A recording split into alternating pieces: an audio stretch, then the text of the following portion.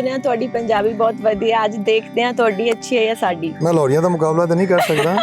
ਅਗਰ ਡਾਕਟਰ ਹੁੰਦੇ ਜ਼ਿਆਦਾ ਕਾਮਯਾਬ ਹੋਣਾ ਸੀ ਜਾਂ ਹੁਣ ਤੁਸੀਂ ਜ਼ਿਆਦਾ ਕਾਮਯਾਬ? मेरे हथ पे लगे जो टांके ने ना मरीज हैं? वो देख के मेरे उस्ताद दस देंगे सन कि ए मरीज डॉक्टर तारिक दा। ਸਿੱਧੇ ਪੁੱਠੇ ਤੇ ਨਹੀਂ ਲਾ ਦਿੰਦੇ ਸੀ? नहीं कुछ ना कुछ तो करता ही होगा। ਤੁਸੀਂ ਕਦੇ ਫਿਲਮਾਂ ਪਾਈਆਂ ਵੀ ਜਾਂ ਸਿਰਫ ਵੇਖੀਆਂ? मैं जिंदगी च तीनों काम कीते ने। ਇੰਟੈਲੀਜੈਂਟ ਲੋਕ ਸਾਰਾ ਕੁਝ ਕਰਦੇ ਆ। सारा कुछ कीता है। ਮਾਧੁਰੀ ਦੀਕਸ਼ਿਤ ਦਾ ਡਾਂਸ ਬੜਾ ਵਧੀਆ ਹੈ। जब माधुरी ਨੂੰ देखना सी ते डांस छोड़ देना सी देखना उसदा। कमाल है। So cute.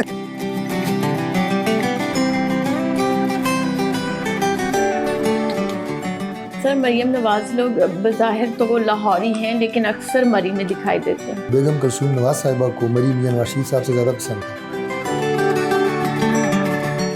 सर मैं तो बहुत सेंटीमेंटल हो गई। मैं तो घर जाके टाइम मार मार रोना। तो वो गाने दे दो ਜਿਹੜੀ ਸੁਲਤਾਨ ਰਾਏ ਦੀ ਫਿਲਮ 'ਚ ਯੂਜ਼ ਹੁੰਦੀ ਸੀ ਕਿ ਇਸੇ 40 ਗੋਲੀਆਂ ਲੱਗਣ ਤੋਂ ਬਾਅਦ ਵੀ ਇੰਜ ਸੀਨਾ ਤਾਨ ਕੇ ਖੜਾ ਹੈ। ਤੁਸੀਂ ਕੋਈ ਆਪਣੇ ਬਾਰੇ 'ਚ ਵੀ ਦੱਸੋ ਕਿ ਜਨਾਬ ਦਾ ਕੀ ਬੈਕਗ੍ਰਾਉਂਡ, ਜਨਾਬ ਦੀ ਕਿਹੜੀ ਤਾਲੀਮ ਹੈ ਔਰ ਤੁਸੀਂ ਇਸ ਲਾਇਕ ਸਮਝਿਆ ਸਾਨੂੰ, ਤੁਹਾਡਾ ਬਹੁਤ ਸ਼ੁਕਰੀਆ। ਅੱਗੇ ਚੱਲੋ। ਕਿਹੜੇ ਗਾਣੇ ਫਿਲਮਾਂ ਤੁਹਾਨੂੰ ਪਸੰਦ ਨੇ? ਜਿਹੜੇ ਪੁਰਾਣੇ ਗਾਣੇ ਹੁੰਦੇ ਸੀ ਤੁਹਾਡੇ ਵਕਤਾਂ ਦੇ ਉਹ ਪਸੰਦ ਆ ਗਏ ਨੇ। ਮੇਰੇ ਤੁਹਾਡੇ ਵਕਤਾਂ 'ਚ ਕੋਈ 50 ਸਾਲ ਦਾ ਫਰਕ ਹੈ। ਤੁਸੀਂ ਪਤਾ ਨਹੀਂ ਕਿ ਮੇਰੇ ਬਾਰੇ ਸੋਚ ਰਹੇ ਹੋ। ਨਹੀਂ ਔਰਤਾਂ ਵਾਲੀਆਂ ਕਿ ਵੀ ਤੁਸੀਂ ਇਸ ਤਰ੍ਹਾਂ ਕਿ ਪੁਰਾਣੇ ਵਕਤਾਂ 'ਚ ਮੈਂ ਕੋਈ ਕਾਇਦ ਆਜ਼ਮ ਦਾ ਕੋਈ ਤੁਹਾਡਾ ਮਤਲਬ ਹੈ ਕਿ ਕਲਾਸ ਫੈਲੋ ਆ।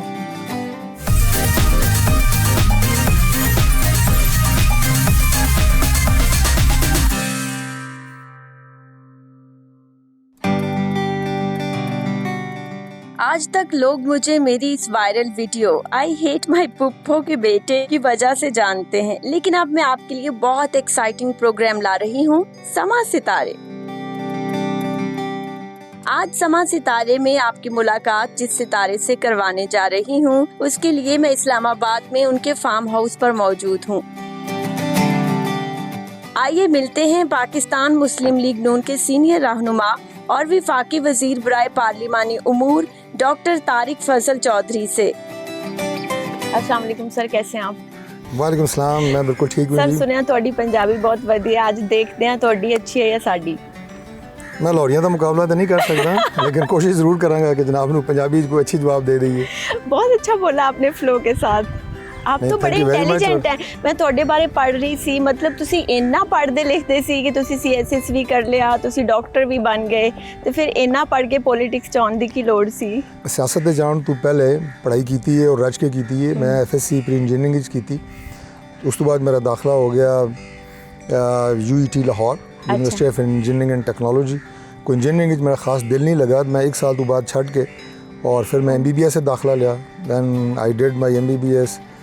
उस तो बाद मैं CSS की था। CSS तो बाद भी कोई सर्विसेज मेरा कोई ख़ास इंटरेस्ट नहीं रहा, तो फिर अल्हम्दुलिल्लाह मेडिकल शोबे की प्रैक्टिस और फिर पॉलिटिक्स आज अल्लाह ताला ने इत्थे बिठाया है जी, अल्लाह दा करम है। सर ਤੁਹਾਡਾ ਸ਼ੌਕ ਸੀ ਸ਼ੁਰੂ ਤੋਂ ਕਿ ਤੁਸੀਂ ਪੋਲਿਟਿਕਸ 'ਚ ਆਣਾ ਹੈ, ਮਤਲਬ ਤੁਹਾਡਾ ਦਿਲ ਲੱਗ ਗਿਆ ਹੁਣ? ਮਤਲਬ ਤੁਸੀਂ ਕਿਹਾ ਤੁਸੀਂ ਇੱਕ ਤੋਂ 2 ਫੀਲਡ ਚੇਂਜ ਕੀਤੇ। ਮੈਂ ਤੁਹਾਡੇ ਬਾਰੇ ਪੜ੍ਹ ਰਹੀ ਸੀ, ਤੁਹਾਡਾ ਪ੍ਰਾਈਵੇਟ ਕਲੀਨਿਕ ਵੀ ਸੀ। देखो 2 शोबे ऐसे ने जिन्हां नाल मेरा जिंदगी ताल्लुक रहा है अल्हम्दुलिल्लाह, और दोवां च अगर तुसी चाहो तो मैं समझदा कि उस तो ज़्यादा ना इंसानियत की खिदमत नहीं हो सकती। पहला शोबा डॉक्टरी का शोबा है, उसी च भी मैं बहुत दिल ला के काम किया। 4-5 साल प्रैक्टिस हॉस्पिटल, और जिस तरह तुसी खुद के आगे प्राइवेट मेरा हॉस्पिटल भी सी। और उस तो बाद सियासत है। अगर सियासत है तुसी अपने ज़ाती मफादात और इन्हां चीज़ों तो बालातर होकर काम करना चाहो ना, तो ये इतनी वड्डी इंसानियत की खिदमत है और अपने मुल्क की खिदमत है। एक अपॉर्चुनिटी है जी अल्लाह की ज़ात तुहानू देंदी है कि if you want to do you can do it. ਮੈਨੂੰ ਲੱਗਦਾ ਹੈ ਇਹ ਦੋਵੇਂ ਸ਼ੈਆਂ ਮਤਲਬ ਇਕੁਅਲੀ ਕੰਟਰੀਬਿਊਸ਼ਨ ਕਰਦੀਆਂ ਨੇ ਸੋਸਾਇਟੀ 'ਚ, ਕਿਉਂਕਿ ਡਾਕਟਰ ਦਾ ਵੀ ਘੱਟ ਕਿਰਦਾਰ ਨਹੀਂ ਹੁੰਦਾ। ਤੇ ਸਰ ਤੁਸੀਂ ਕੀ ਸਮਝਦੇ ਹੋ, ਅਗਰ ਡਾਕਟਰ ਹੁੰਦੇ ਜ਼ਿਆਦਾ ਕਾਮਯਾਬ ਹੋਣਾ ਸੀ ਜਾਂ ਹੁਣ ਤੁਸੀਂ ਜ਼ਿਆਦਾ ਕਾਮਯਾਬ? जी मैं डॉक्टरी च अल्हम्दुलिल्लाह इतना अच्छा मेरा कैरियर सी कि मेरे हथ पे लगे जो टांके ने ना मरीज वो देख के मेरे उस्ताद दस देंगे सन कि ए मरीज डॉक्टर तारिक दा है। हाय अल्लाह, सिद्धे पुठे ते नहीं ला देंदे सी? कुछ ना कुछ तो करता ही होगा लेकिन उसने नफासत या महारत, बेसिकली इट्स एन आर्ट ना। मैं सर्जरी मतलब ਤੁਸੀਂ surgeon C? Surgery is an art. ਉਹ ਅਲਹਮਦੁਲਿਲਾ ਮੇਰੇ ਹੱਥ 'ਚ ਸਫਾਈ ਇਤਨੀ ਸੀ ਉਹ ਕਹਿੰਦੇ ਸਨ ਕਿ ਡਾਕਟਰ ਤਾਰਿਕ ਕਿੰਜ ਦੀ ਸਰਜਰੀ ਕਰਦੇ ਸੀ? ਨੱਕ ਠੀਕ ਕਰਨ ਵਾਲੀ, ਦੰਦ ਠੀਕ ਕਰਨ ਵਾਲੀ, ਜਾਂ नहीं मैं कोई कॉस्मेटिक सर्जन नहीं सा। I was a general surgeon. Okay. और ज़्यादातर साडा काम होंदा सी जिस तरह orthopaedic, thoracic surgery, abdominal surgery, और खुदा न खास्ता रात एमरजेंसी ड्यूटी, मरीज़ आ गए, कोई एक्सीडेंट हो गया करे, ज़ख्मी आ गए, बहरहाल ਬੜਾ ਵਧੀਆ ਕੰਮ ਸੀ ਉਹ ਵੀ। ਅੱਛਾ ਸਰ, ਤੁਹਾਡਾ ਬਚਪਨ ਕਿੰਜ ਦਾ ਸੀ? ਮਤਲਬ ਤੁਸੀਂ ਸ਼ਰਾਰਤੀ ਹੁੰਦੇ ਸੀ, ਜੌਲੀ ਸੀ, ਜਾਂ ਫਿਰ ਬੜੇ ਸੀਰੀਅਸ ਹੁੰਦੇ ਸੀ, ਜਾਂ ਇੰਜ ਦੇ ਹੀ ਸੀ ਬੜੇ ਅੱਛੇ ਜਿਵੇਂ ਅੱਜ ਜੋ ਮਤਲਬ ਡਾਊਨ ਟੂ ਅਰਥ ਨੇ, ਯਾਰਾਂ ਦੇ ਯਾਰ, ਬੇਲੀਆਂ ਦੇ ਬੇਲੀ? ਨਹੀਂ, ਬਚਪਨ ਵੀ ਮੇਰਾ ਬੜਾ ਮੈਂ ਸਮਝਦਾ ਕਿ ਅੱਛਾ ਵਕਤ ਗੁਜ਼ਰਿਆ। ਔਰ ਜਿਹੜੀ ਇਹ ਸਾਡੀ ਜਨਰੇਸ਼ਨ ਹੈ ਨਾ, ਮੇਰਾ ਖਿਆਲ ਹੈ ਕਿ ਸ਼ਾਇਦ ਇਹ ਆਖਰੀ ਜਨਰੇਸ਼ਨ ਹੈ ਇਸ ਦੌਰ ਦੀ ਕਿ ਜਿਸ ਨੇ ਦੋਏ ਟੱਚ ਦੇਖੇ ਨੇ, ਯਾਨੀ ਇੱਕ ਗਰਾਂ ਦਾ ਟੱਚ, ਗਰਾਂ ਦਾ ਮਾਹੌਲ ਵੀ, ਔਰ ਉਸ ਤੋਂ ਬਾਅਦ ਸ਼ਹਿਰੀ ਮਾਹੌਲ ਵੀ, ਔਰ ਅਸੀਂ ਉਸ ਦਾ ਬਲੈਂਡ ਆ। ਜਿਹੜੀ ਮੌਜੂਦਾ ਜਨਰੇਸ਼ਨ ਹੈ ਨਾ, ਉਹ ਮੌਜੂਦਾ ਜਨਰੇਸ਼ਨ ਹੁਣ ਉਹ ਸਾਡੇ ਜਿਹੜੇ ਪੁਰਾਣੀ ਰਵਾਇਤ, ਕਲਚਰ, ਟ੍ਰੈਡੀਸ਼ਨਸ, ਉਹ ਗਰਾਂ ਵਾਲੀਆਂ। ਬਿਲਕੁਲ। ਇਹ ਮੈਂ ਜਨਾਬ ਨੂੰ ਦੱਸਾਂ ਕਿ ਇਹ ਬੜੀ ਖੁਸ਼ਕਿਸਮਤੀ ਹੈ ਕਿ ਤੁਸੀਂ ਉਸ ਕਲਚਰ 'ਚ ਰਹੇ ਹੋ ਜਾਂ ਉਹ ਕਲਚਰ ਤੁਸੀਂ ਦੇਖਿਆ ਹੋਵੇ। That is a culture full of values. Miss ਕਰਦੇ ਹੋ ਕੀ ਸ਼ੈ ਤੁਹਾਨੂੰ ਸਭ ਤੋਂ ਜ਼ਿਆਦਾ ਮਿਸ ਹੁੰਦੀ ਹੈ ਪਿੰਡ ਦੀ? ਪਿੰਡ ਦੀ ਲੱਸੀ, ਮੱਖਣ, ਮਾਂ ਦੇ ਹੱਥ ਦੀ ਇਹ ਚਟਨੀ, ਰੋਟੀ। ਦੇਖੋ ਮੇਰੀਆਂ ਖੈਰ ਹੁਣ ਬਹੁਤ ਹੀ ਹਲਕੀਆਂ ਯਾਦਾਂ ਰਹਿ ਗਈਆਂ ਨੇ, ਲੇਕਿਨ ਜਿਹੜੀ ਚੀਜ਼ ਮੈਨੂੰ ਯਾਦ ਹੈ ਉਹ ਸਕੂਲ ਦੇ ਜ਼ਮਾਨੇ ਦੇ ਇਬਤਦਾਈ ਅਯਾਮ। ਘੋੜਾ ਵੀ ਰੱਖਿਆ ਸੀ, ਰਾਈਡਿੰਗ ਵੀ ਕਰਨੀ, ਮੰਝਾਂ ਵੀ, ਫਾਰਮ ਸੀ ਸਾਡਾ, ਔਰ ਪਿੰਡ ਦੀ ਹਵੇਲੀ ਵੀ ਮੈਨੂੰ ਯਾਦ ਹੈ। ਹਲਕੀਆਂ ਯਾਦਾਂ ਹਨ, लेकिन ज़्यादा वक्त ज़ाहिर है सिंस 1970s ਤੁਸੀਂ ਕਹਿ ਸਕਦੇ ਹੋ, ਲੇਟ 70s ਜਦੋਂ ਸਕੂਲ ਦਾ ਜ਼ਮਾਨਾ ਸ਼ੁਰੂ ਹੋਇਆ ਔਰ ਉਹ ਸਾਰੀਆਂ ਚੀਜ਼ਾਂ, ਤੇ ਫਿਰ ਉਸ ਤੋਂ ਬਾਅਦ ਸ਼ਹਿਰ 'ਚ ਹੀ ਸਾਰਾ ਵਕਤ ਗੁਜ਼ਰਿਆ। ਸਰ, ਮਾਂ ਤੁਹਾਡੀ ਕਿੰਜ ਦੀ ਸੀ? ਸਖਤ ਮਿਜ਼ਾਜ ਸਨ? ਕਦੀ ਉਹਨਾਂ ਮਤਲਬ ਹਯਾਤ ਨੇ, ਮਤਲਬ ਲੇਕਿਨ ਕਿੰਜ ਦੀ ਹੈ ਤੁਹਾਡੀ ਮਾਂ? ਮਤਲਬ ਉਹਨਾਂ ਤੁਹਾਨੂੰ ਕਦੀ ਮਾਰਿਆ ਹੋਏ, ਕਦੀ ਗੁੱਸਾ ਕੀਤਾ ਹੋਏ? ਵੈਸੇ ਅਗਰ ਸੱਚੀ ਗੱਲ ਪੁੱਛੋ ਨਾ, ਕਦੀ ਮਾਂ ਦਾ ਤੁਹਾਨੂੰ ਹੱਥ ਵੀ ਨਹੀਂ ਲੱਗਿਆ? ਸੱਚੀ ਗੱਲ ਅਗਰ ਪੁੱਛੋ ਨਾ ਤੇ ਮਾਵਾਂ ਸਾਰੀਆਂ ਇੱਕ ਜਿਹੀਆਂ ਹੁੰਦੀਆਂ ਨੇ, ਲਫ਼ਜ਼ ਹੀ ਐਸਾ ਹੈ। ਇਹ ਤੇ ਹੈ ਕੋਈ ਮਾਂ ਜ਼ਰਾ ਉੱਚਾ ਬੋਲੇਗੀ, ਕੋਈ ਥੋੜਾ ਧੀਮਾ ਬੋਲੇਗੀ, ਕੋਈ ਦੋ ਚਾਰ ਚਪੇੜਾਂ ਲਾ ਦੇਗੀ, ਕੋਈ ਨਹੀਂ ਲਾਂਦੀ। ਲੇਕਿਨ ਮਾਂ ਦੀ ਆਦੀ ਮਾਰ ਵੀ ਕਿਸੇ ਨੂੰ ਯਾਦ ਨਹੀਂ ਰਹਿੰਦੀ। ਮੇਰੀ ਮਾਂ ਵੈਸੇ ਸ਼ਫੀਕ ਮਾਂ ਹੈ, ਉਸਨੇ ਮੈਨੂੰ ਕਦੇ ਕੁੱਟਿਆ ਨਹੀਂ। ਸਰ, ਮੇਰੀ ਅੰਮੀ ਵੀ ਇੰਜ ਦੀ ਹੈ। ਮਤਲਬ ਜਦੋਂ ਮੇਰੀਆਂ ਦੋਸਤਾਂ ਕੋਈ ਦੱਸਦੀਆਂ ਨਾ ਕਿ ਸਾਡੀ ਅੰਮੀ ਸਾਨੂੰ ਮਾਰਦੀ ਹੈ, ਮੈਂ ਕਹਿੰਦੀ ਯਾਰ ਕਿੰਜ ਮਾਰ, ਫਿਰ ਮੈਨੂੰ ਯਾਦ ਆਉਂਦਾ ਅੱਛਾ ਇਹਨਾਂ ਨੂੰ ਤਾਂ ਜਹੰਨਮ ਦੀ ਅੱਗ ਵੀ ਨਹੀਂ ਸਾੜਨਾ, ਮੈਂ ਹੀ ਸੜਾਂਗੀ। ਕਹਿੰਦੇ ਆ ਮਾਂ ਬਾਪ ਦੇ ਹੱਥ ਦਾ। ਅੱਛਾ, ਨਹੀਂ, ਮਾਂ ਦੀ ਮਾਰ ਜਿਹੜੀ ਹੈ ਉਹ ਵੀ ਇਸਲਾਹ ਹੈ, ਔਰ ਮੈਂ ਸਮਝਦਾ ਕਿ ਉਹ ਵੀ ਜਿਹੜੀ ਹੁੰਦੀ ਹੈ ਡਾਂਟ ਜਾਂ ਮਾਂ ਦੀ ਮਾਰ, ਉਹ ਜ਼ਿੰਦਗੀ ਦੇ ਇਨਸਾਨ ਮਿਸ ਕਰਦਾ ਹੈ। ਸਰ, ਤੁਹਾਨੂੰ ਕਿੰਦਾ ਜ਼ਿਆਦਾ ਡਰ ਸੀ, ਅੱਬੇ ਦਾ ਜਾਂ ਅੰਮੀ ਦਾ, ਕਿ ਘਰ ਜਲਦੀ ਪਹੁੰਚਣਾ ਹੈ, ਇੰਜ ਨਹੀਂ ਇੰਜ ਕਰਨਾ ਹੈ? ਨਹੀਂ, ਮੈਨੂੰ ਵਾਲਿਦ ਸਾਹਿਬ ਦਾ ਬਹੁਤ ਡਰ ਸੀ। ਅੱਛਾ। ਔਰ ਉਹ ਬਿਲਕੁਲ ਇੱਕ ਜਿਸ ਨੂੰ ਕਹਿੰਦੇ ਨੇ ਕਿ ਰਿਵਾਇਤੀ ਡਿਸਿਪਲਿਨ ਦੇ ਪਾਬੰਦ, ਔਰ ਔਲਾਦ ਨੂੰ ਵੀ ਡਿਸਿਪਲਿਨ ਦਾ ਪਾਬੰਦ ਰੱਖਣਾ, ਉਸ ਤਰ੍ਹਾਂ ਦੇ ਵਾਲਿਦ ਸਾਹਿਬ ਅੱਲਾਹ ਤਾਲਾ ਮਗਫਰਤ ਫਰਮਾਨ। ਨਹੀਂ, ਕਿਉਂਕਿ ਆਰਮੀ ਵਾਲੇ ਬੜੇ ਡਿਸਿਪਲਿਨ ਦੇ ਪਾਬੰਦ ਹੁੰਦੇ ਨੇ। ਨਹੀਂ, ਮੇਰਾ ਖਿਆਲ ਹੈ ਕਿ ਜਿਹੜੀ ਡਿਸਿਪਲਿਨ ਦੀ ਪਾਬੰਦੀ ਹੈ ਨਾ, ਉਹ ਅਸੀਂ ਜੋੜ ਦਿੱਤੀ ਹੈ ਆਰਮੀ ਦੇ ਨਾਲ। ਆਫ ਕੋਰਸ ਦੈਟ ਇਜ਼ ਦੇयर, ਕਿਉਂਕਿ ਹੁਣ ਲੇਕਿਨ ਤੁਸੀਂ ਉਹ ਦੇਖੋ ਨਾ, ਸਿਰਫ ਉਹਨਾਂ 'ਚ ਹੀ ਨਜ਼ਰ ਆਉਂਦੀ ਹੈ। ਉਸ ਅਦਾਰੇ ਦੀ ਅਗਰ ਤਕਰੀਮ ਹੈ, ਉਸ ਅਦਾਰੇ ਦੀ ਅਗਰ ਆਪਣੇ ਵੈਲਿਊਜ਼ ਨੇ, ਔਰ ਅੱਜ ਵੀ ਅਗਰ ਉਸ ਅਦਾਰੇ ਦਾ ਤੁਸੀਂ ਡੈਕੋਰਮ ਦੇਖਦੇ ਹੋ, ਉਹਨਾਂ ਦੀ ਕਾਮਯਾਬੀ ਦੇਖਦੇ ਹੋ, ਔਰ ਖਾਸ ਤੌਰ ਤੇ ਜਿਹੜਾ ਹੁਣ ਪਿੱਛੇ ਅਸੀਂ ਜੰਗ 'ਚ ਅੱਲਾਹ ਤਾਲਾ ਦੇ ਫਜ਼ਲ ਨਾਲ ਪਾਕਿਸਤਾਨ ਨੇ ਇੰਡੀਆ ਦੇ ਖਿਲਾਫ ਕਾਮਯਾਬੀ ਹਾਸਿਲ ਕੀਤੀ ਹੈ, ਸਾਡੀ ਅਫਵਾਜ ਨੇ ਲਾਇਕ ਤਹਿਸੀਨ ਹੈ। ਲੇਕਿਨ ਡਿਸਿਪਲਿਨ ਕਿਸੇ ਵੀ ਸ਼ੋਬੇ 'ਚ ਅਗਰ ਨਹੀਂ ਹੋਏਗਾ ਤੁਸੀਂ ਉਸ ਕਾਮਯਾਬ ਨਹੀਂ ਹੋ ਸਕਦੇ। ਤੁਸੀਂ ਸਟੂਡੈਂਟ ਹੋ, ਤੁਸੀਂ ਪੋਲੀਟੀਸ਼ੀਅਨ ਹੋ, ਤੁਸੀਂ ਕਾਰੋਬਾਰੀ ਹੋ, ਤੁਸੀਂ ਮੀਡੀਆ ਦੇ ਹੋ, ਤੁਸੀਂ ਕੋਈ ਵੀ ਹੋ, ਅਗਰ ਤੁਹਾਡੀ ਡਿਸਿਪਲਿਨ ਨਹੀਂ ਹੈ ਨਾ, ਤੁਸੀਂ ਕਾਮਯਾਬ ਨਹੀਂ ਹੋ ਸਕਦੇ। ਰੜਦੇ ਰਹੋਗੇ ਵਕਤ ਨਾਲ, ਲੇਕਿਨ ਤੁਸੀਂ ਜ਼ਰਾ ਉਸ 'ਚ ਨਾ ਬਹੁਤ ਤਰੱਕੀ ਹਾਸਲ ਨਹੀਂ ਕਰ ਸਕਦੇ ਕਿਸੇ ਵੀ ਸ਼ੋਬੇ 'ਚ। ਸਰ, ਤੁਹਾਡੇ ਪਿੱਛੇ ਕੋਈ ਕਿਸੇ ਉਸਤਾਦ ਦਾ ਹੱਥ ਹੋਵੇ ਜਿੰਦਾ ਤੁਹਾਨੂੰ ਕੋਈ ਬੜੇ ਅੱਛੇ ਅਲਫਾਜ਼ ਯਾਦ ਹੋਣ, ਬੇਟਾ ਇੰਜ ਨਹੀਂ ਇੰਜ ਕਰਨਾ ਸੀ? ਕਿਉਂਕਿ ਉਸਤਾਦ ਵੀ ਸਾਡੀ ਜ਼ਿੰਦਗੀ 'ਚ ਬੜਾ ਰੋਲ ਨਿਭਾਉਂਦੇ ਨੇ। ਜਿਹੜੇ ਉਸਤਾਦ ਅਸੀਂ ਆਪਣੇ ਦੌਰੇ ਦੇਖੇ ਨੇ ਨਾ, ਉਸ ਜ਼ਮਾਨੇ 'ਚ ਤਾਲੀਮ ਜਿਹੜੀ ਹੈ ਉਹ ਕਮਰਸ਼ੀਅਲ ਨਹੀਂ ਸੀ ਹੁੰਦੀ। ਅਨਫੋਰਚੂਨੇਟਲੀ ਹੁਣ ਤਾਲੀਮੀ ਇਦਾਰੇ ਕਮਰਸ਼ਲਾਈਜ਼ਡ ਇਦਾਰੇ ਜ਼ਿਆਦਾ ਨੇ। ਬਿਲਕੁਲ। ਔਰ ਜਿਹੜਾ ਉਹਨਾਂ ਦਾ ਇੱਕ ਹਾਰਟ ਟੂ ਹਾਰਟ ਕਨੈਕਸ਼ਨ ਹੁੰਦਾ ਹੈ ਸਟੂਡੈਂਟਸ ਦੇ ਨਾਲ, ਉਹ ਨਹੀਂ ਰਿਹਾ। ਬਿਲਕੁਲ। ਮੈਨੂੰ ਬੜਾ ਦੁੱਖ ਹੁੰਦਾ ਹੈ ਗੱਲ ਕਰਦੀ ਹਾਂ ਕਿ ਵਕਤ ਦੇ ਨਾਲ ਮਿਆਰੀ ਤਾਲੀਮ ਬੁਲੰਦ ਹੋਣਾ ਚਾਹੀਦਾ ਸੀ, ਲੇਕਿਨ ਮੈਂ ਐਟਲੀਸਟ ਅਗਰ ਤੁਸੀਂ ਗਵਰਨਮੈਂਟ ਪਲੱਸ ਤੁਸੀਂ ਪ੍ਰਾਈਵੇਟ ਸਕੂਲਾਂ ਦੀ ਗੱਲ ਕਰੋ ਤੇ ਦੋਵਾਂ ਦੀ ਚੀਜ਼ ਲਾਗੂ ਹੁੰਦੀ ਹੈ। ਉਹਨਾਂ ਦਾ ਮਿਆਰ ਵਕਤ ਨਾਲ ਥੱਲੇ ਆ ਰਿਹਾ ਹੈ, ਔਰ ਸਾਡਾ ਇਹ ਬਹੁਤ ਬੜਾ ਚੈਲੰਜ ਹੈ ਕਿ ਅਸੀਂ ਇਸ ਵਕਤ ਜੋ ਆਪਣੀ ਗਵਰਨਮੈਂਟ ਸੈਕਟਰ 'ਚ ਗੱਲਾਂ ਕਰਦੇ ਹਾਂ ਕਿ ਮਿਆਰੀ ਤਾਲੀਮ ਬੁਲੰਦ ਕਰਨਾ, ਔਰ ਸਕੂਲਸ ਦੇ ਅੰਦਰ ਤਾਲੀਮ ਔਰ ਪਲੱਸ ਵੈਲਿਊਜ਼ ਔਰ ਅਕਦਾਰ ਸਟੂਡੈਂਟਸ ਨੂੰ ਸਿਖਾਉਣਾ, ਇਹ ਬੜਾ ਜ਼ਰੂਰੀ ਹੈ। ਮੈਂ ਆਪਣੇ ਅਸਾਤਿਜ਼ਾ ਦੀ ਸਾਰੀ ਸਭ ਤੋਂ ਜਿਹੜੀ ਚੀਜ਼ਾਂ ਯਾਦ ਨੇ, ਉਹ ਜ਼ਿੰਦਗੀ ਦੇ ਅੰਦਰ ਉਹਨਾਂ ਨੇ ਸਾਨੂੰ ਸਿਰਫ ਪੜ੍ਹਾ ਕੇ ਡਾਕਟਰ ਜਾਂ ਡਿਗਰੀ ਹੋਲਡਰ ਨਹੀਂ ਬਣਾਇਆ, ਬਲਕਿ ਸਾਨੂੰ ਇਨਸਾਨ ਬਣਾਇਆ। ਬਿਲਕੁਲ। ਇਨਸਾਨੀਅਤ ਸਾਨੂੰ ਸਿਖਾਈ ਹੈ, ਸਾਨੂੰ ਉਹਨਾਂ ਨੇ ਜ਼ਿੰਦਗੀ 'ਚ ਰਹਿਣ ਦੇ ਮਤਲਬ ਉਹ ਕੁਲੀਆਂ ਜੋ ਕਹਿੰਦੇ ਸੀ ਕਿ ਬਾਪ ਦਾ ਕਿਰਦਾਰ ਨਿਭਾਉਂਦੇ ਆ ਉਸਤਾਦ, ਉਹ ਤੁਹਾਡੇ ਉਸਤਾਦ ਹੁੰਦੇ ਸਨ। ਔਰ ਸਾਡਾ ਉਹਨਾਂ ਨਾਲ ਬੜਾ ਟਿਊਸ਼ਨ ਦਾ ਕੋਈ ਕਨਸੈਪਟ ਨਹੀਂ ਸੀ। ਅਗਰ ਅਸੀਂ ਕਿਸੇ ਸਬਜੈਕਟ ਵਿੱਚ ਸਰ ਮੇਰਾ ਕੋਈ ਦੋਸਤ ਅਗਰ ਹੈਲਪ ਚਾਹੀਦੀ ਹੁੰਦੀ ਸੀ ਤਾਂ ਬਿਲਕੁਲ ਜਿਸ ਤਰ੍ਹਾਂ ਇੱਕ ਵਾਲਿਦ ਆਪਣੇ ਬੱਚੇ ਦੀ ਆ ਤੁਸੀਂ ਇਹ ਕਹੋ ਕਿ ਤਵੱਜੋ ਕਰਦਾ ਹੈ ਤਾਂ ਕਲਾਸਿਸ ਤੋਂ ਬਾਅਦ ਵੀ ਬਿਠਾ ਲੈਣਾ ਕਿ ਭਾਈ ਦੱਸੋ ਮੈਂ ਤੁਹਾਡੀ ਕੀ ਮਦਦ ਕਰ ਸਕਦਾ and without any fees. Sir ਉਹਨਾਂ ਵਕਤਾਂ 'ਚ ਬੜਾ ਘੱਟ ਰਿਵਾਜ ਸੀ ਕਿ ਘਰ ਵਿੱਚ ਫਿਲਮਾਂ ਵੇਖਣ ਦਾ, ਸਿਨੇਮਾ ਹੁੰਦੇ ਸਨ, ਸਟੇਜ ਡਰਾਮਾ ਵੀ ਹੁੰਦੇ ਸੀ, ਤੇ ਤੁਹਾਨੂੰ ਕਿੰਦਾ ਸ਼ੌਕ ਸੀ ਕਿੰਦੀ ਫਿਲਮ ਵੇਖਣੀ ਹੈ? ਜਿਵੇਂ ਅਗਰ ਅੱਜ ਵੀ ਮੈਂ ਸਾਰੀਆਂ ਅਜੇ ਦੇਵਗਨ ਦੀਆਂ ਫਿਲਮਾਂ ਵੇਖੀਆਂ ਨੇ, ਮਤਲਬ ਮੈਨੂੰ ਕੋਈ ਵੀ ਮਿਲਦੀ ਆ ਤੇ ਮੈਂ ਕਹਿੰਦੀ ਆ ਕਿ ਯਾਰ ਇਹਦੀ ਫਿਲਮ ਵੇਖਣੀ ਆ। ਤੇ ਤੁਹਾਡੀ ਕਿਹੜੀ ਹੀਰੋਇਨ ਫੇਵਰਿਟ ਰਹੇ ਨੇ? ਮੈਂ ਜ਼ਿੰਦਗੀ 'ਚ ਤਿੰਨੋਂ ਕੰਮ ਕੀਤੇ ਨੇ। ਅੱਛਾ, ਮੈਂ ਥੀਏਟਰ ਵੀ ਦੇਖਿਆ, ਇੰਟੈਲੀਜੈਂਟ ਲੋਕ ਸਾਰਾ ਕੁਝ ਕਰਦੇ ਆ। ਸਾਰਾ ਕੁਝ ਕੀਤਾ ਹੈ। ਮੈਂ ਥੀਏਟਰ ਵੀ ਦੇਖਿਆ ਹੈ, ਮੈਂ ਆਪਣੇ ਜਿਹੜੇ ਸਾਡੇ ਸਿਨੇਮਾ ਘਰ ਹੁੰਦੇ ਸਨ ਉਹਨਾਂ ਸਿਨੇਮਾ ਵੀ ਦੇਖੀਆਂ ਨੇ, ਆਪਣੀਆਂ ਫਿਲਮਾਂ ਵੀ ਦੇਖੀਆਂ ਨੇ, ਪੰਜਾਬੀ ਫਿਲਮਾਂ ਵੀ, ਉਰਦੂ ਫਿਲਮਾਂ ਵੀ, ਔਰ ਉਸ ਤੋਂ ਬਾਅਦ ਘਰ 'ਚ ਵੀ ਫਿਲਮਾਂ। ਮੇਰਾ ਸ਼ੌਕ ਰਿਹਾ ਹੈ। ਹੁਣ ਜ਼ਰਾ ਟਾਈਮ ਘੱਟ ਮਿਲਦਾ ਹੈ, ਲੇਕਿਨ ਅਗਰ ਤੁਸੀਂ ਇੰਡੀਅਨ ਫਿਲਮਾਂ ਦੀ ਗੱਲ ਕਰੋ ਤੇ ਮਾਧੁਰੀ ਮੇਰੀ ਫੇਵਰਿਟ ਐਕਟਰੈਸ ਸੀ, ਤੇ ਅਗਰ ਸਾਡੀ ਤੁਸੀਂ ਗੱਲ ਕਰੋ ਤਾਂ ਬਾਬਰਾ ਸ਼ਰੀਫ ਪਾਕਿਸਤਾਨ ਫਿਲਮਾਂ ਦੀ। ਅੱਛਾ, ਹੁਣ ਵੀ ਤੁਸੀਂ ਦੇਖੋ ਦੇ ਆਰ ਸਟਿਲ ਲੈਜੈਂਡਸ। ਬਿਲਕੁਲ ਬਿਲਕੁਲ, ਮਤਲਬ ਮੁਖਤਸਰ ਟਾਈਮ ਵਾਸਤੇ ਲੋਕ ਆਉਂਦੇ ਨੇ ਫਿਲਮ ਇੰਡਸਟਰੀ ਚਲੇ ਜਾਂਦੇ ਨੇ, but there are few characters ਕਿ ਜਿਹੜੇ ਵਕਤ ਦੇ ਨਾਲ ਉਹਨਾਂ ਦਾ ਨਾਮ ਵੱਧਦਾ ਜਾਂਦਾ ਹੈ। ਦਲੀਪ ਕੁਮਾਰ ਸਾਹਿਬ ਲੈਜੈਂਡਸ ਆਪਣੇ ਦੌਰ ਦੇ। ਸਰ ਮਾਧੁਰੀ ਦੀਕਸ਼ਿਤ ਦਾ ਡਾਂਸ ਬੜਾ ਵਧੀਆ ਹੈ, ਵੇਖਦੇ ਤੁਸੀਂ ਕਦੀ ਵੇਖਿਆ? ਜਦ ਮਾਧੁਰੀ ਨੂੰ ਦੇਖਣਾ ਸੀ ਤੇ ਡਾਂਸ ਛੋੜ ਦੇਣਾ ਸੀ ਦੇਖਣਾ ਉਸਦਾ। ਕਮਾਲ ਹੈ। So cute. ਅੱਛਾ ਸਰ, ਤੁਸੀਂ ਕਦੇ ਫਿਲਮਾਂ ਪਾਈਆਂ ਵੀ ਜਾਂ ਸਿਰਫ ਵੇਖੀਆਂ? ਨਹੀਂ, ਦੇਖੋ ਜਦੋਂ ਤੁਸੀਂ ਜ਼ਿੰਦਗੀ ਦੇ ਸਾਰੇ ਹਾਲਾਤ ਵਾਕਿਆਤ ਵਿੱਚੋਂ ਗੁਜ਼ਰ ਕੇ ਆਉਂਦੇ ਹੋ, ਮੁਖਤਲਿਫ ਮਰਾਹਿਲ ਤੇ ਸਾਰੇ ਮਰਾਹਿਲ ਆਉਂਦੇ ਨੇ, ਛੋਟੇ ਮੋਟੇ, ਕਿਰੇ ਜ਼ਿਆਦਾ ਕਿਰੇ ਘੱਟ ਤੁਸੀਂ ਕਹਿ ਲਓ। ਮੇਰਾ ਖਿਆਲ ਹੈ ਇਹ ਸਿਆਸੀ ਜਵਾਬ ਇੱਥੇ ਤੱਕ ਰਹੇ ਤੇ ਠੀਕ ਹੈ। ਸਰ ਵੈਸੇ ਤੁਸੀਂ ਮਾਸ਼ਾਅੱਲਾ ਸਿਆਸਤ ਤੋਂ ਵੱਧ ਕੇ ਜਵਾਬ ਦਿੱਤਾ, ਮੈਂ ਤੁਹਾਨੂੰ ਅਪਰੀਸ਼ੀਏਟ ਕਰਦੇ ਹਾਂ, ਕਿਉਂਕਿ ਸਿਆਸਤਦਾਨ ਜਿਹੜੇ ਨਾ ਮੈਂ ਹੈਰਾਨ ਰਹਿ ਜਾਂਦੀ ਹਾਂ। ਇੰਜ ਲੱਗਦਾ ਜਿਵੇਂ ਇਹ ਫਰਿਸ਼ਤੇ ਨੇ, ਇਹ ਮਤਲਬ ਕੋਈ ਸ਼ੇ ਨਾ ਕੀਤਾ ਹੀ ਨਹੀਂ ਜ਼ਿੰਦਗੀ 'ਚ। ਨਹੀਂ, ਐਡੇ ਫਰਿਸ਼ਤੇ ਨਹੀਂ ਹੁੰਦੇ। ਔਰ ਮੇਰਾ ਖਿਆਲ ਹੈ ਕਿ ਐਡੇ ਫਰਿਸ਼ਤੇ ਬਣਨ ਦੀ ਜ਼ਰੂਰਤ ਵੀ ਨਹੀਂ ਹੈ। ਅਸੀਂ ਇੱਕ ਨਾਰਮਲ ਇਨਸਾਨ ਹਾਂ। ਬਿਲਕੁਲ। ਔਰ ਸਾਡੀ ਲਾਈਫ ਪੈਟਰਨ ਥੋੜਾ ਮੁਖਤਲਿਫ ਜ਼ਰੂਰ ਹੈ, ਕਿਉਂਕਿ ਉਸ ਵਿੱਚ ਸਾਡੀ ਆਪਣੀ ਪਰਸਨਲ ਲਾਈਫ ਘੱਟ ਤੇ political life means public life ਜ਼ਿਆਦਾ ਹੈ। ਬਿਲਕੁਲ, that is the main difference। ਲੇਕਿਨ ਇਹ ਨਹੀਂ ਹੈ, ਬਿਲਕੁਲ ਨਾਰਮਲ ਜ਼ਿੰਦਗੀ ਹੁੰਦੀ ਹੈ। ਔਰ ਫਿਰ ਅਸੀਂ ਤੁਸੀਂ ਥੋੜਾ ਜਿਹਾ ਟਾਈਮ ਐਡਜਸਟ ਕਰਨਾ ਹੈ ਕਿ ਮੈਂ ਫੈਮਿਲੀ ਨੂੰ, ਜਾਂ ਅਗਰ ਤੁਸੀਂ ਕੋਈ ਬਿਜ਼ਨਸ ਕਰ ਰਹੇ ਹੋ, ਜਾਂ ਡੈਫੀਨੇਟਲੀ ਹਰ ਪੋਲੀਟੀਸ਼ੀਅਨ ਕੁਝ ਨਾ ਕੁਝ ਕੰਮ ਕਰ ਹੀ ਰਿਹਾ ਹੁੰਦਾ ਹੈ। ਔਰ ਥੋੜਾ ਜਿਹਾ ਤੁਹਾਡੀ ਆਪਣੀ ਜਿਹੜੀ ਪਰਸਨਲ ਲਾਈਫ ਹੈ, ਔਰ ਉਸ ਸਭ ਤੋਂ ਇੰਪੋਰਟੈਂਟ ਜਿਹੜੀ ਉਹ ਤੁਹਾਡੀ ਹੈਲਥ ਹੈ।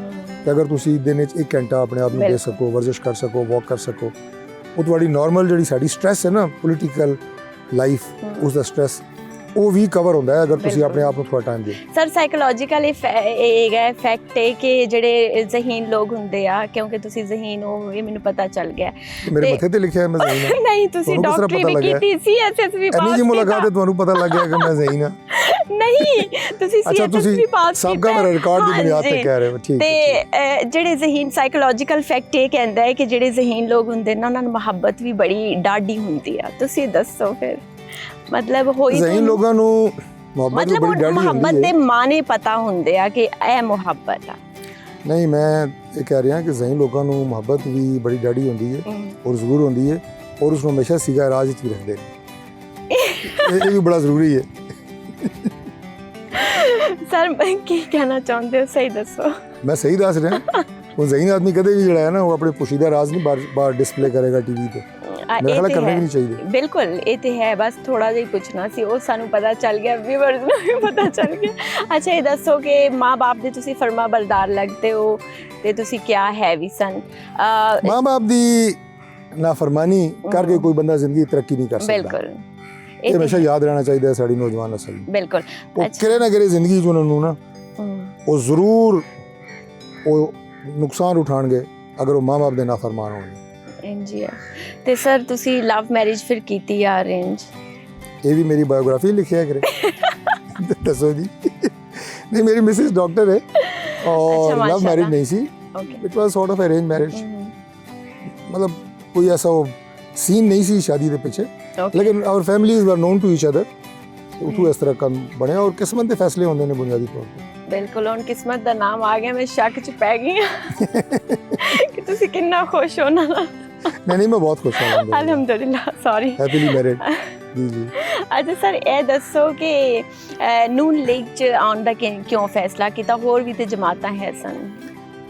ਬਸ ਨੂਨ ਲੀਗ ਜੀ, ਤੁਸੀਂ ਇਹ ਕਹੋ ਕਿ ਜਿਸ ਤਰ੍ਹਾਂ ਬਾਅਦ ਚੀਜ਼ਾਂ ਇਨਸਾਨ ਨੂੰ ਜਾਇਜ਼ ਮਿਲਦੀਆਂ ਨੇ ਨਾ, ਇਸੇ ਤਰ੍ਹਾਂ ਜਿਹੜੀ ਨੂਨ ਲੀਗ ਹੈ ਨੇ ਮੈਨੂੰ ਵਿਰਾਸਤ ਵਿੱਚ ਮਿਲੀ ਹੈ अच्छा। ਮੇਰੇ ਵਾਲੇ ਸਾਹਿਬ ਮੁਸਲਿਮ ਲੀਗੀ ਸਨ ਬੜੇ हाँ। डाई हार्ड मुस्लिम लीगी बिल्कुल।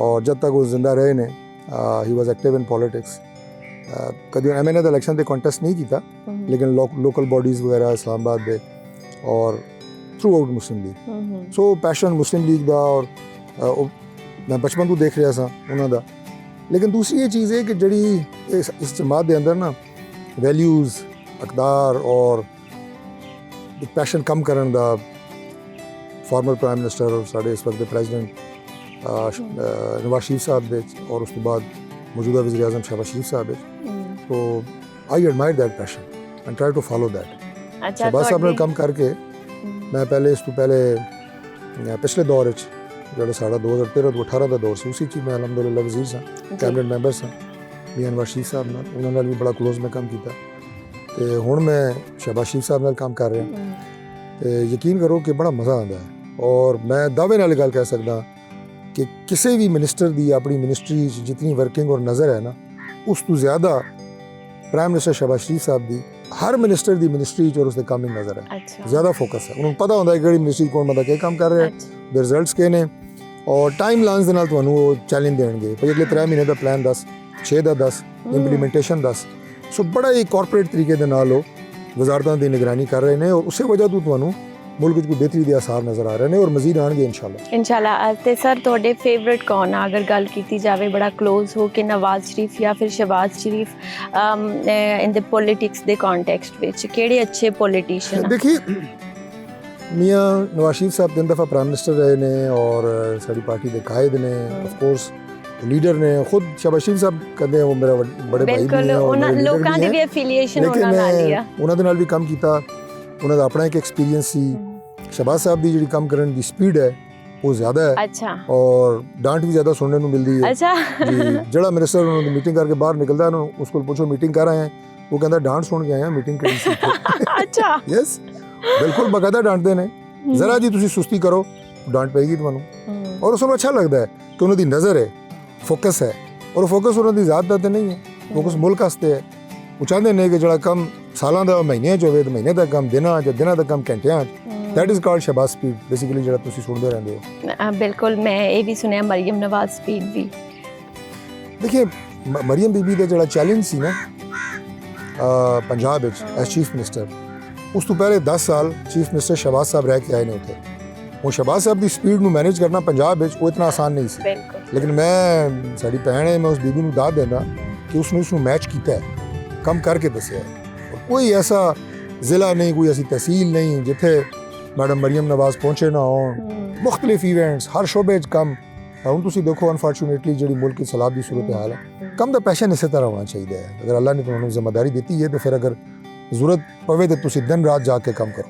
सर क्या कहेंगे अली अमीन गंडापुर कोई किरदार निभा सकते हैं कैसी हुकूमत कर रहे हैं वो केपी में?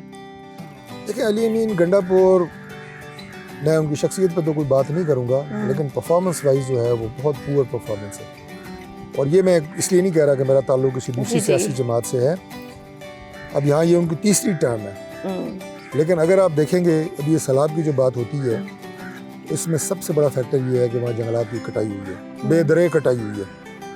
अली अमीन गंडापुर से पहले कटाई बंद थी बैन था इन्होंने आगे खोली अब वो किसी को अगर 50 दरख्त काटने के कोई परमिट लेता है वो 500 काट लेता है। अच्छा उस्मान बुज़दार को अगर कंपेयर किया जाए अली अमीन गंडापुर से तो फिर किसकी परफॉर्मेंस बेहतर थी?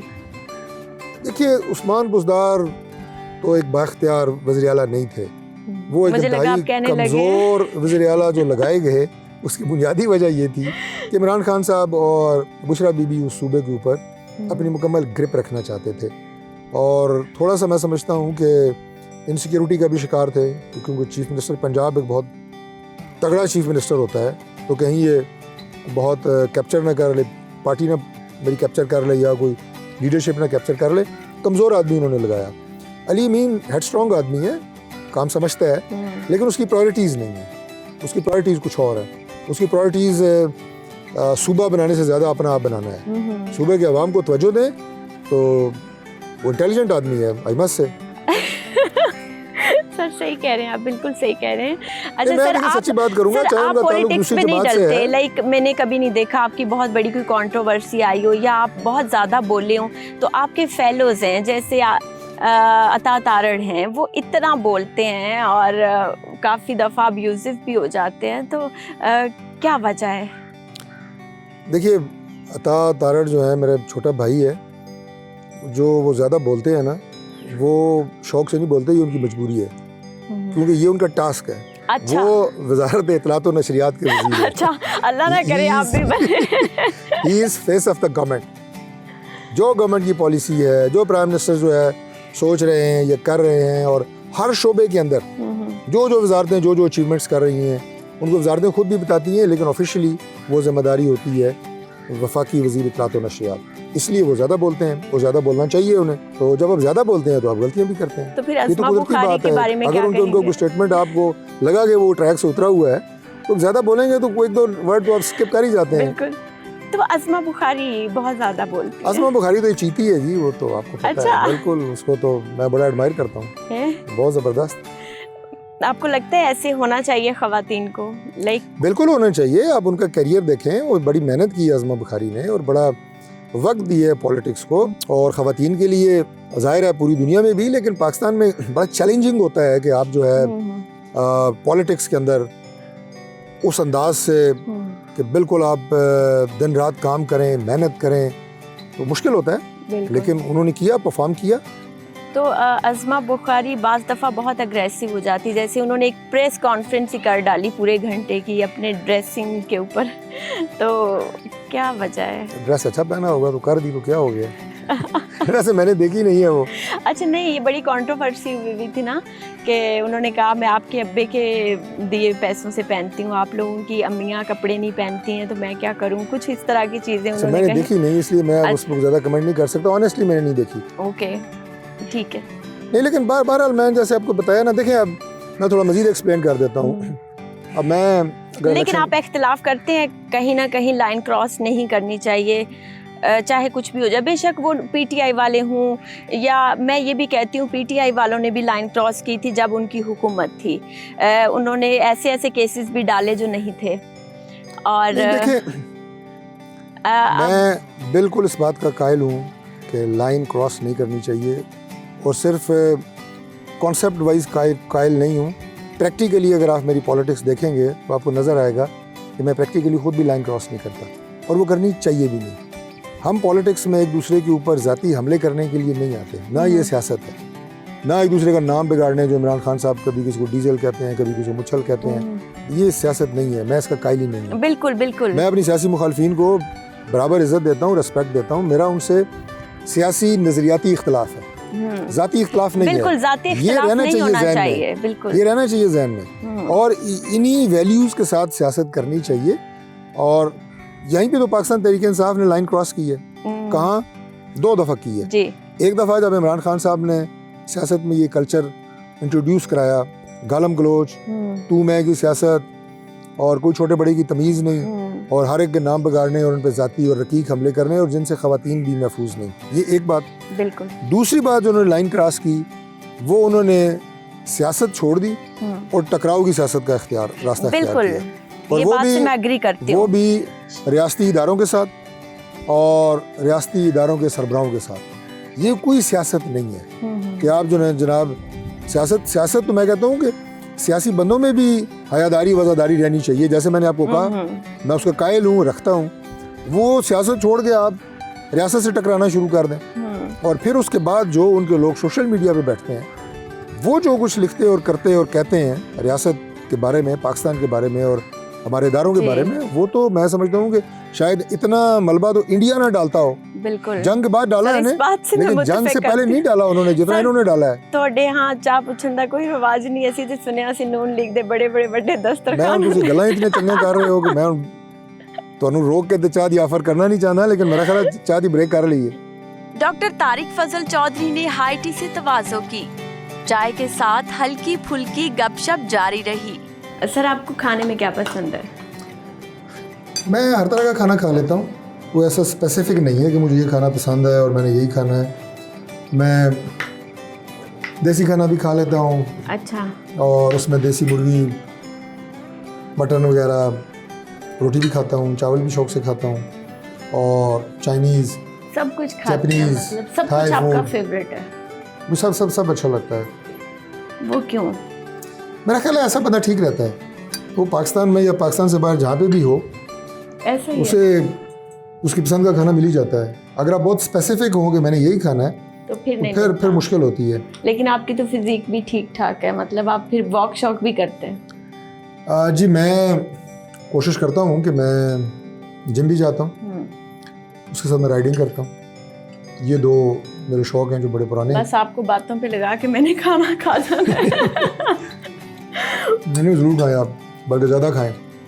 अच्छा है। तो आपको पता लगे कि सिर्फ लाहौर में ही अच्छा खाना नहीं बनता, इस्लामाबाद में अच्छा खाना बनता है। सर वैसे आपको कहाँ का खाना पसंद है? मैं तो मुल्तान के खाने की फ़ैन हो गई हूँ। आपने कभी ट्राई किया वहाँ का?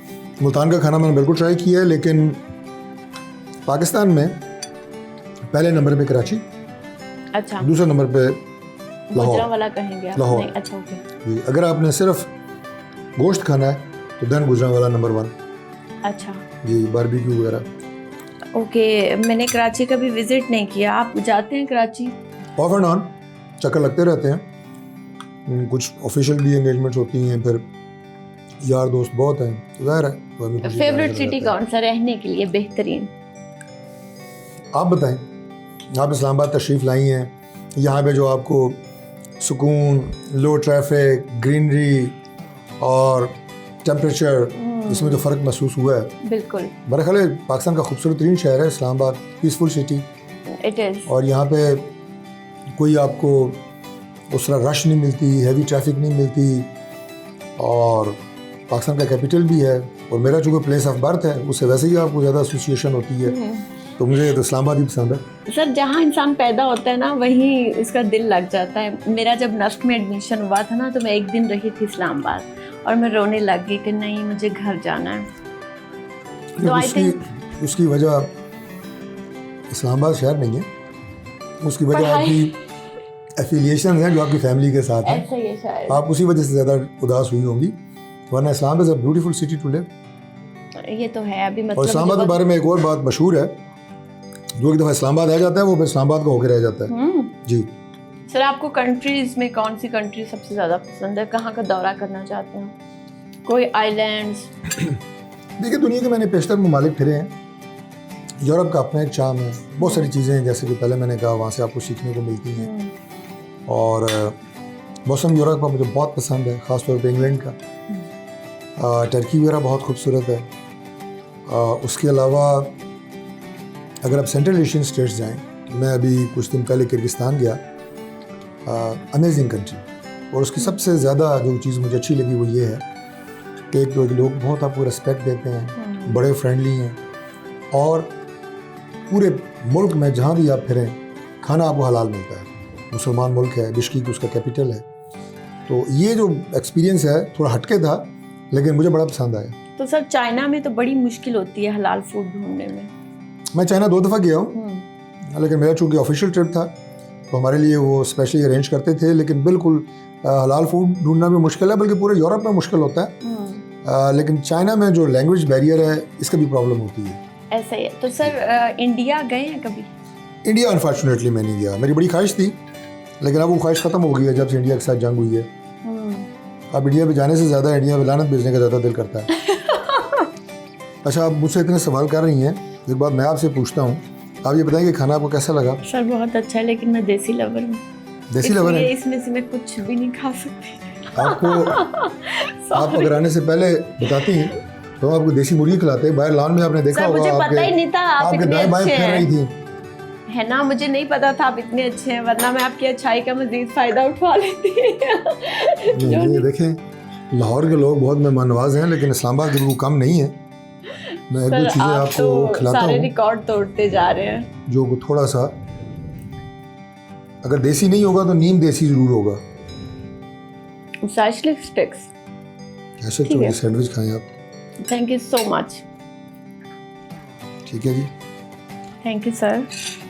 तो ये जो आप ट्रैवलिंग की बात कर रही थी ना, इसमें एक और मुल्क ऐसा है जो मुझे शिकार के हवाले से बहुत पसंद है। अच्छा। शिकार मैं बचपन से करता हूँ, वाओ। अपने कॉलेज के ज़माने से। वो साउथ अफ्रीका है। अगर आप उनकी सफारीज पे जाएं, जो कि मैं गया हूँ, तो वो आपको जंगल में एक हट में ठहराते हैं। अच्छा। उसके बाद जो शिकार आपने करना होता है, ज़ाहिर है सारा उसके लिए इजाज़तनामा और वो सारा कुछ। उसके बाद अपनी जीप, अपना गाइड, गन, हर चीज़ आपको देंगे, राइफ़ल। वो आप शिकार करके लाते हैं। आपकी पूरी मर्ज़ी है, अगर आपने हिरन का शिकार किया है तो ज़ाहिर है हम उसको हलाल करते हैं, हमारे लिए वो हलाल है। वो लेके आप अपने हट पे आएँ, खुद उसको काटें, खुद उसको बारबेक्यू बनाएं, खुद उसका खाना बनाएं, सालन बनाएं। क्या पसंद है शिकार में सबसे ज़्यादा? सबसे ज़्यादा शिकार में तो मुझे हिरन का शिकार। अच्छा, क्योंकि पाकिस्तान में लाइसेंस कम है तो ज़रा कम जाना होता है। उड़ियाल, लेकिन ज़्यादा शिकार जो है वो तीतर का, मुर्गाबी का और बटेर का। और उसमें सबसे ज़्यादा अच्छी चीज़ ये होती है कि उसमें आपकी फ़िज़िकल एक्टिविटी बहुत होती है।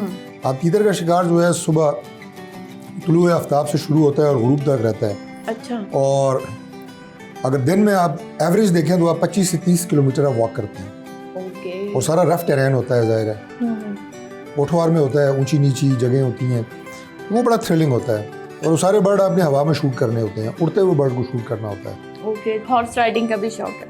हॉर्स राइडिंग तो मैं बचपन से कर रहा हूँ, अभी भी करता हूँ। मैंने इस्लामाबाद में अपने घोड़े रखे हैं। तो जो घोड़ा बहुत अथरा हो उसे कैसे कंट्रोल करते हैं?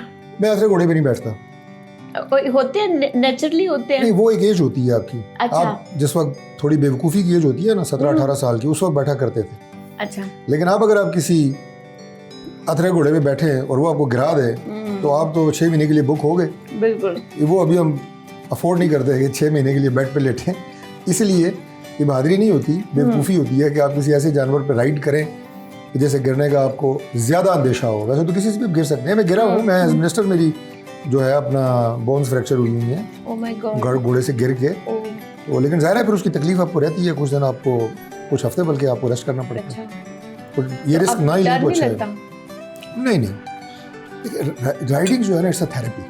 अच्छा। ये रसूल पाक सल्लल्लाहु अलैहि वसल्लम की सवारी थी और it's a therapy, it's more than exercise. मैं कभी कभी स्विमिंग भी करता हूँ, हफ्ते में एक दफ़ा। बहुत अच्छा स्विमर नहीं हूँ, लेकिन हल्की फुल्की करता हूँ, लेकिन वो भी एक बहुत अच्छी एक्सरसाइज है। ये मैं आपको टिप्स दे रहा हूँ, आप भी किया करें। सर स्विमिंग तो बिल्कुल नहीं आती मुझे, तो हाथ पैर भी चलाने नहीं आते। अच्छा सर, अगर स्विमिंग आती है तो इंसान सैलाब से बच सकता है? नहीं, मेरा ख्याल रिस्क नहीं लेना चाहिए। सैलाब से अगर आपने बचना है, कोशिश करें सैलाब आने से पहले महफूज मकाम पे चले जाएं, लाइफ जैकेट साथ रखें और अवॉइड करें पानी से कांटेक्ट को। और सर आप क्या करते हैं इसके अलावा, क्या एक्टिविटीज़ हैं आपकी? सियासत के अलावा कितनी बार आप लोगों ने असेंबली में जाना होता है? क्या रूटीन रहती है? सुबह 6 बजे उठते हैं शहबाज शरीफ की तरह? नहीं, मैं शहबाज साहब को कॉपी नहीं कर सकता, वो मेरे से बहुत ज़्यादा मेहनती हैं ऑनेस्टली। वो सुबह 6 बजे शुरू करते हैं। मेरी रूटीन जो है सुबह वो 8-9 बजे शुरू होती है वर्किंग, और फिर रात तक चलती है। उसमें आपका असेंबली का काम है, फिर आपके हल्के के काम है। चूँकि मेरा घर मेरे हल्के में है, मेरा जो दफ्तर या डेरा मेरे हल्के में है, असेंबली मेरे हल्के में है, ठीक है। तो इसलिए ये सीट जो है ये पाकिस्तान की एक लिहाज से बड़ी यूनिक सीट है और मेरी हल्के से ट्रैवलिंग बाहर कम ही होती है। सर मरीम नवाज लोग बज़ाहिर तो लाहौरी हैं, लेकिन अक्सर मरी में दिखाई देते हैं, इसकी क्या वजह है? नहीं, अक्सर मरी में तो दिखाई नहीं देते, सीज़न में आते हैं। और मियां नवाज शरीफ साहब को मरी बहुत पसंद है। बल्कि मैं आपको अंदर की बात अगर बताऊं तो बेगम कुलसूम नवाज साहिबा को मरी मियां नवाज शरीफ साहब से ज़्यादा पसंद था। अल्लाह की मग़फ़िरत फरमाए। बहुत अजीम खातून थी। और मियां साहब की उनके साथ जो कंपेनियनशिप थी वो भी बहुत ज़बरदस्त थी। एक आइडियल आप ये कहें कि रिलेशनशिप जो मियां बीवी का हो सकता है, और बहुत इज़्ज़त एहतराम के साथ। तो मियां साहब बहुत पसंद करते थे मरी आना, ठहरना। और मुझे उन्होंने बताया कि डॉक्टर साहब, मरी से मैं और बेगम साहिबा पैदल नथिया गली तक। अच्छा जी, ये बात है अर्ली 70s की। ओके। जी। तो उस वक्त ज़रा ट्रैफिक होती नहीं थी, रश कम थी, यानी इतना वो शौक रखते हैं। ये तकरीबन 4-4.5 घंटे का सफ़र है पैदल। Oh my God. जी मैं गई हुई हूँ। यस जी। तो ये आप तो गाड़ी पे गई होंगी ज़ाहिर है। तो वो जब सीज़न होता है तो मियाँ साहब तशरीफ़ लेके आते हैं। पुरतकल्लुफ चाय के बाद डॉक्टर तारिक फजल चौधरी ने अपने फार्म हाउस की सैर करवाई। शाम होने पर ड्राइंग रूम में आकर भी दिलचस्प गुफ्तगू का सिलसिला जारी रहा।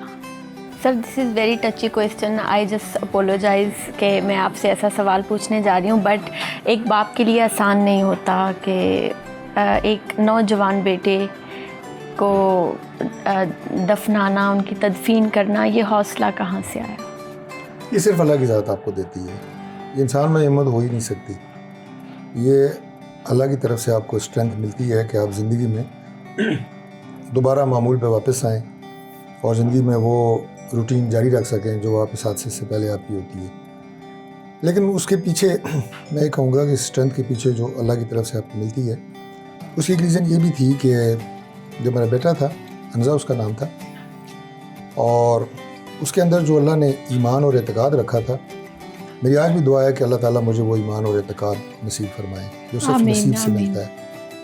और उसके साथ दुनियावी मामलात में भी he was also a very good Hunter, riding, polo player, अच्छी गाड़ी रखना, अच्छे कपड़े पहनना, ये सारे उसको शौक़ थे। आप ये समझें कि उसने वो ज़िंदगी जो इंसान शायद 70 साल में भी ना जी सकता हो, इतनी खूबसूरत वो उसने 24 साल में जी ली। और मौत के बारे में वो अक्सर कहा करता था अपने कज़न्स को, अच्छा, अपने जाने से 4 साल 5 साल पहले, कि आखिरत की तैयारी होनी चाहिए। Oh my God. मतलब अगर 20 साल का बच्चा ये बात कह रहा है और 24 साल की उम्र में वो हमसे जुदा हुआ, तो आप समझ सकती हैं कि उसका ईमान क्या होगा। तो लेकिन अल्लाह के फ़ैसले हैं और अल्लाह के फ़ैसलों पे राज़ी रहना ही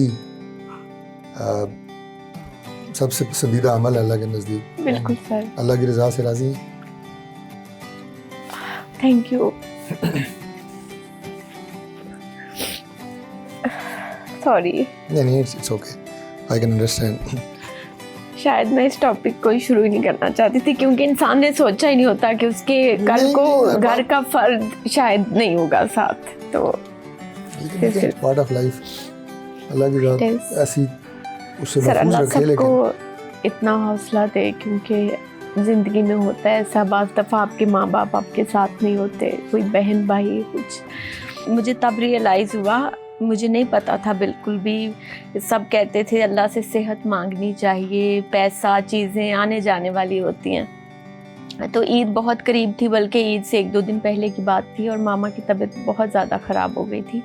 तो हॉस्पिटल्स भी उस तरह से फंक्शनल नहीं थे, तो वो पेन मैंने इतनी देखी थी, तो अब वो मुझे बहुत रिलेटेबल लगती है। जब भी मैं किसी के घर कुछ देखती हूँ, तो मेरे ख़्याल से अगर पाकिस्तान में कुछ बेहतर हो सकता है ना, तो वो सेहत का निज़ाम हो सकता है।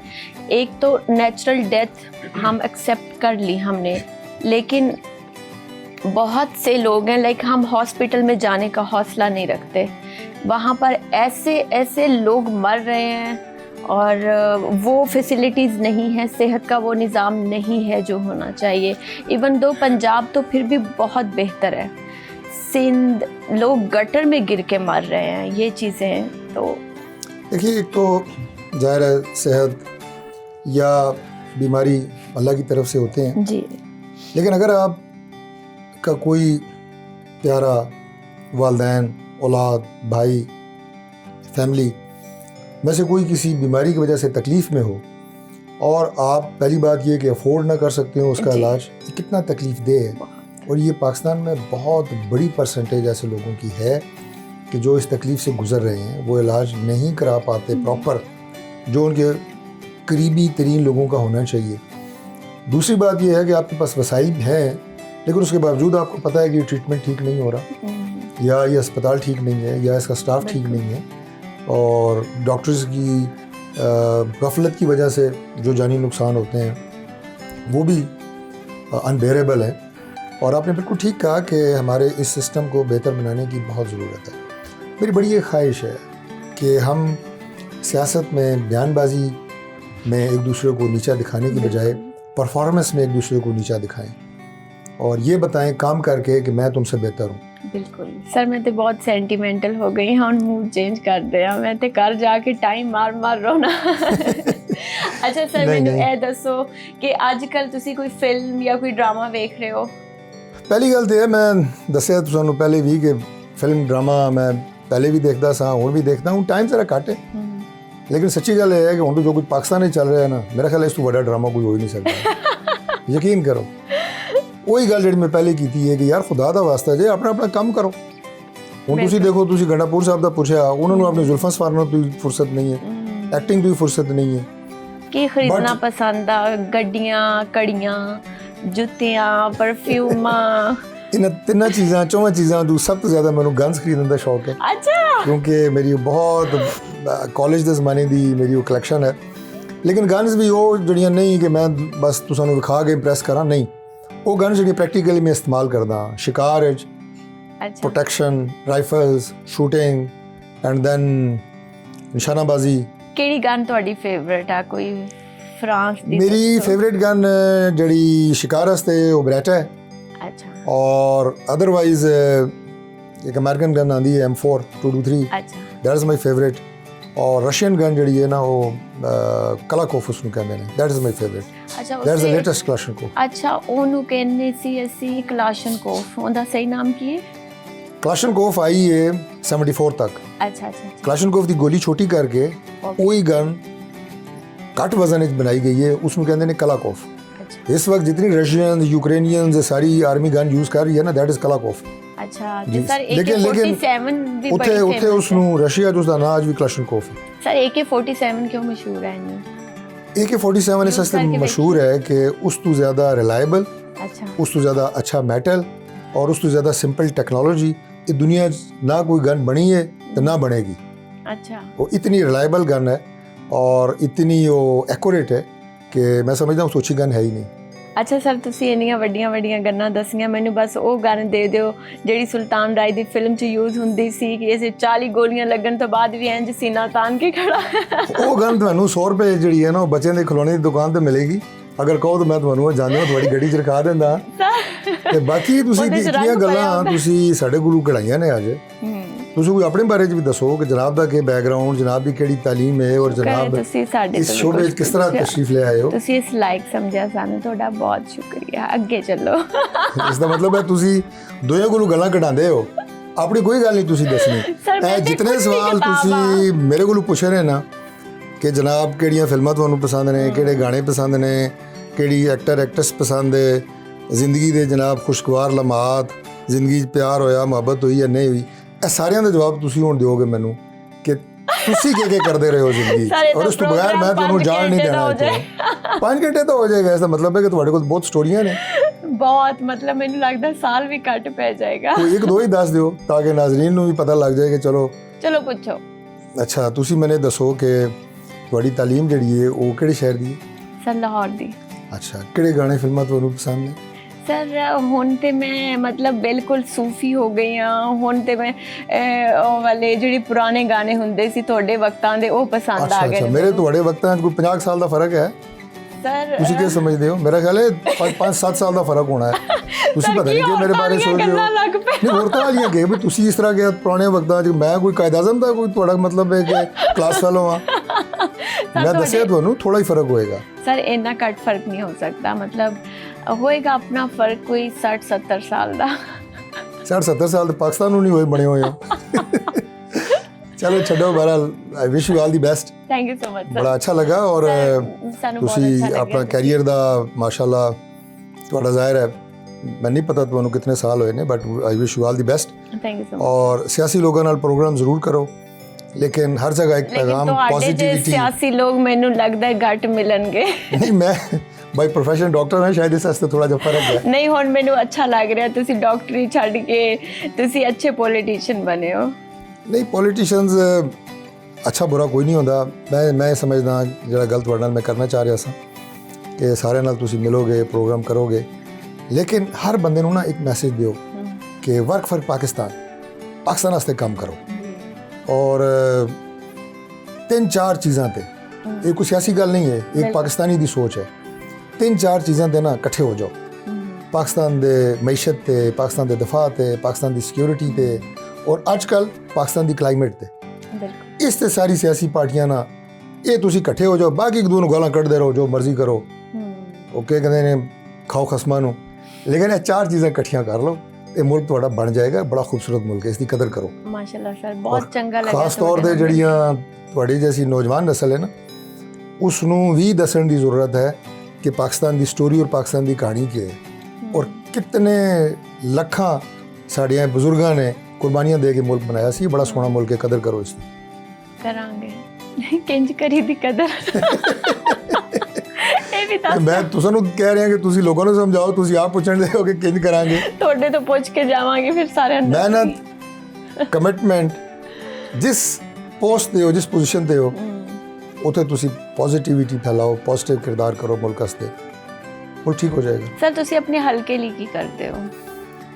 ਮੇਰੇ ਹਲਕੇ 'ਚ ਕੁਝ ਹਲਕਾ ਜਿਹੜਾ ਹੈ ਉਹ ਰੂਰਲ ਏਰੀਆ ਹੈ, ਉਹਦਾ ਮਿਸਾਲ ਜੂੰ ਦੇ ਤੂੰ ਨੇ ਅੱਜ ਵੀ ਅੱਛਾ, ਸੈਨੀਟੇਸ਼ਨ, ਪਾਣੀ, ਬਿਜਲੀ, ਗੈਸ, ਇਸਲਾਮਾਬਾਦ ਵਿੱਚ ਵੀ ਅੱਜ ਵੀ ਇਹ ਮਸਾਇਲ ਹੈ। ਅਸੀਂ ਦਿਨ ਰਾਤ ਲੱਗੇ ਰਹਿੰਦੇ ਹਾਂ ਉਹਨਾਂ ਤੇ। ਮੌਜੂਦਾ ਗਵਰਨਮੈਂਟ ਵਿੱਚ ਖਾਸ ਤੌਰ ਤੇ ਸਾਡੀ ਜਿਹੜੀ PDM ਦਾ ਦੌਰ ਸੀ ਗਵਰਨਮੈਂਟ ਦਾ, ਬਹੁਤ ਜ਼ਿਆਦਾ ਕੰਮ ਹੋਇਆ ਹੈ। ਇਸ ਵਕਤ ਵੀ ਡਿਵੈਲਪਮੈਂਟ ਵਿੱਚ ਮੇਰੇ ਖਿਆਲ ਹੈ ਇਸਲਾਮਾਬਾਦ ਦੇ ਤਾਰੀਖੀ ਕੰਮ ਹੋ ਰਿਹਾ ਹੈ। ਲੇਕਿਨ ਅਸੀਂ ਹੁਣ ਅਗਲੇ 30, 40, 50 ਸਾਲ ਦੀ ਪਲੈਨਿੰਗ ਕਰ ਰਹੇ ਹਾਂ। Water supply, sewerage treatment, infrastructure. ਇਨਸ਼ਾਅੱਲਾ ਇਸਲਾਮਾਬਾਦ ਤੁਹਾਨੂੰ ਸਹੀ ਮਾਨਿਆਂ 'ਚ ਪਾਕਿਸਤਾਨ ਦਾ ਖੂਬਸੂਰਤ ਤਰੀਨ ਸ਼ਹਿਰ ਬਣਾ ਕੇ ਦੇਵਾਂਗੇ ਇਨਸ਼ਾਅੱਲਾ। ਤੋ ਜੀ ਨਾਜ਼ਰੀਨ, ਤੁਸੀਂ ਸਾਡੀ ਗੱਪਸ਼ਪ ਸੁਣੀ, ਸਾਡੀਆਂ ਇੰਨੀਆਂ ਗੱਲਾਂ ਅਸੀਂ ਤੁਹਾਨੂੰ ਦੱਸੀਆਂ, ਤੇ ਫਿਰ ਮਿਲਦੇ ਹਾਂ ਇੱਕ ਨਈ ਐਪੀਸੋਡ ਵਿੱਚ ਇੱਕ ਨਏ ਮਹਿਮਾਨ ਨਾਲ। ਆਪਣਾ ਬਹੁਤ ਸਾਰਾ ਖਿਆਲ ਰੱਖੋ, ਵੇਖਦੇ ਰਹੋ ਸਮਾਂ ਸਿਤਾਰੇ।